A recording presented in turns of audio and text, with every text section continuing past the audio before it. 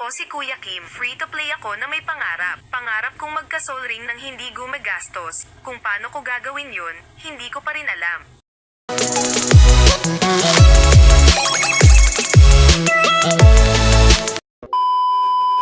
Maayong lubot sa inyong tanan mga angkol. Pasensya na mga angkol at natagalan sa pag-upload. Sumakit kasi ang lalamunan ko sa pag-voice over last video. Talaga, Charmaine, fuck you. So for today's video mga angkol, ipapakita ko sa inyo kung paano nga ba ako kumukuha ng rewards sa Tyrant at Mysterious Awakening event. So without further ado, let's get into it. Ganito lang kasimple ang ginagawa ko mga angkol. Bale tamang hampas lang kay Tyrant, at least 3 to 5% ng HP ni Tyrant bago ako mag-change character. Kung hindi nyo kasi natatanong mga angkol ay 16 character ang kukuhanan ko ng rewards. Sa ganitong strategy ay nakukuhanan ko naman kahit papano ang lahat ng rewards. Bawal yan! Bawal yan!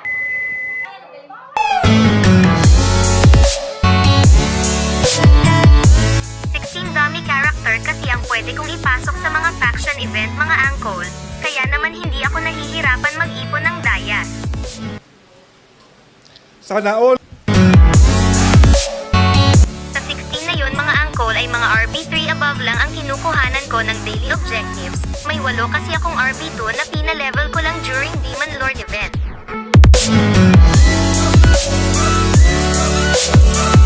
Magpapakita nga lang pala ako mga angkol ng ilang clips, masyado kasing mahaba kung lahat ng dummy character ay kukuhanan ko ng clips.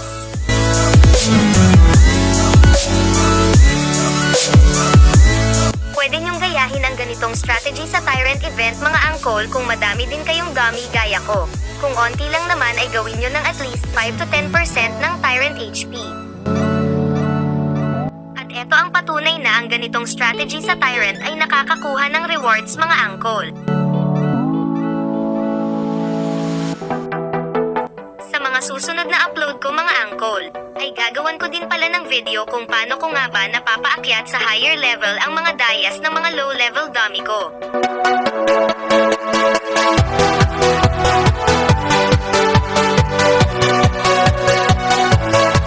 Sa sobrang dami niyan mga angkol, kung di ka pa makaipon ay ewan ko na lang talaga. Talaga, Charmaine, fuck you. Yeah.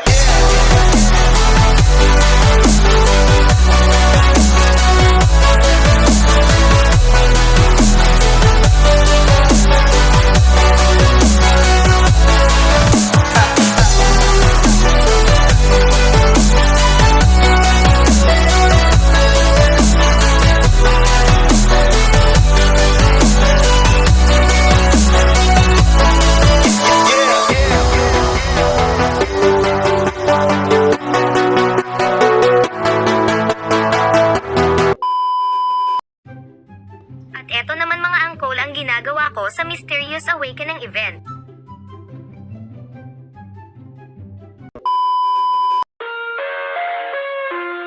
Napakadali lang naman neto mga angkol. Pasok ka lang sa mga boss ng Mysterious Awakening. Nasa sayo kung tatapusin mo ba ang 3 minutes ng kada attempt mo. I live inside my own world of make-believe. Kung nagmamadali ka mga angkol ay kahit hindi mo natapusin ang 3 minutes ng kada attempt mo, meron nga palang 3 attempt ang bawat character. It's covered in Kahit isang beses ka lang pumasok ay makakakuha ka na ng reward angkol. Pero sayang kasi yung 2 attempts na matitira, each attempt ay may 200 dayas na makukuha. Gaya sa Tyrant event mga angkol, ilang clips lang din ang ipapakita ko para lang kahit papano ay ma-demo ko yung paraan ko sa pagkuha ng rewards.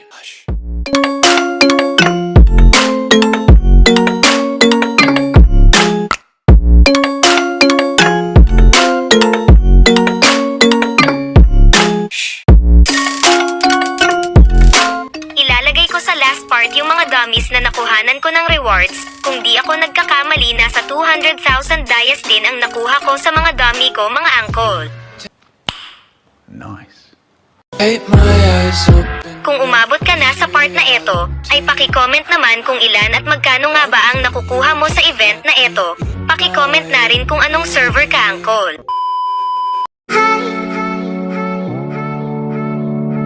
So eto na nga mga Angkol.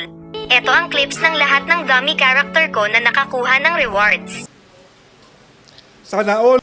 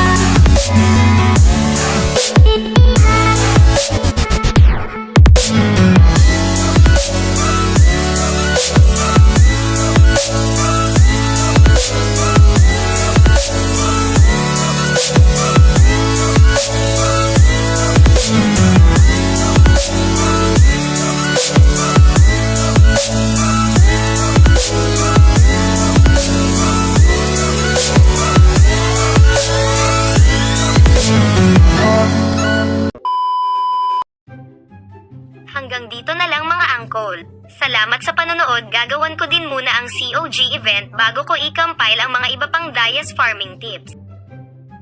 Kaya kung di ka pa nakasubscribe ay mag-subscribe ka na at paki-click na din yung notification bell.